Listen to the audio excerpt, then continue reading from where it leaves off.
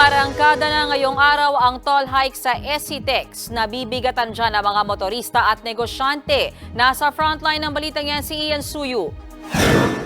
Mahal na nga ang petrolyo, nagmahal pa ang toll.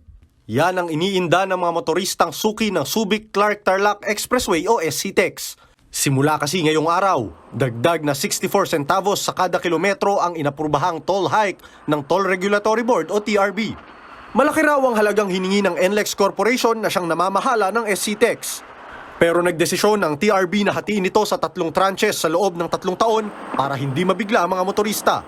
Sa ilalim ng bagong matrix, ang mga dadaan sa end-to-end ng SCTEX mula Tipo sa Bataan hanggang Tarlac City ay magbabayad ng dagdag na 65 pesos para sa Class 1, 131 pesos para sa Class 2 at 196 pesos para sa Class 3. Kung Tarlac hanggang Mabalacat naman sa Pampanga, 25 pesos ang dagdag singil sa Class 1, 50 pesos para sa Class 2 at 75 pesos naman sa Class 3. 40 hanggang 121 pesos naman ang dagdag kung mula Mabalacat hanggang Tipo.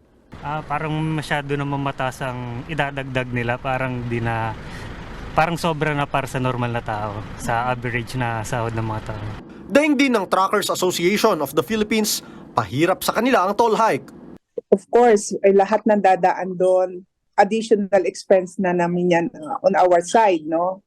So it will be added, compounded na lagi ang lahat ng gastusin, taas ng diesel, lahat na, no? Tapos dagdag pa nga itong sa toll fee natin, added expense on our part. At saka yan magiging dagdag din na ipapasa namin sa aming mga customer, and incidentally, yung mga customer namin, ipapas on din naman sa lahat sa atin kay Juan de la Cruz. Paliwanag ng NLEX, gagamitin ang toll hike sa maintenance ng kalsada. Itong adjustment natin ng toll rate sa SCTEX ay tinatawag natin periodic adjustment.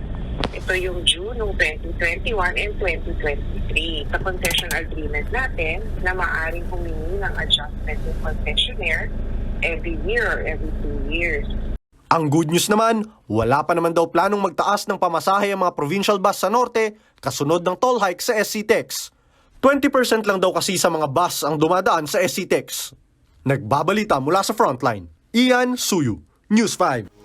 Mga kapatid, may Los Baños po. Huwag magpahuli sa mga balita at impormasyong dapat ninyong malaman. Para sa mas malawak na balitaan at diskusyon, mag-follow at mag-subscribe sa social media pages ng News 5.